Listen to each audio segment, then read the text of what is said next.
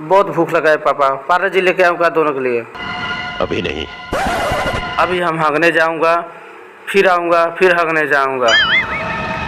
उसके बाद आज कितना अच्छा मौसम है, पकौड़ा बनाओ ना। नहीं इस मौसम में हमको केला खिलाओ ना, बाद में तुमको पकौड़ा खिलाते हूँ। नहीं। मैं जब भी अपने खेत में लोटा लेके जाता हूँ ना तो नो नो नो नो। अरे क्या हो गया? अरे सेट हो गया। तालियां होनी चाहिए यार हमारे लिए। भाइयों और बहनों से निवेदन है कि आप लोग अच्छा से राखी बनवाएं, अच्छा से त्यौहार को मनाएं और चैनल को सब्सक्राइब भी करें।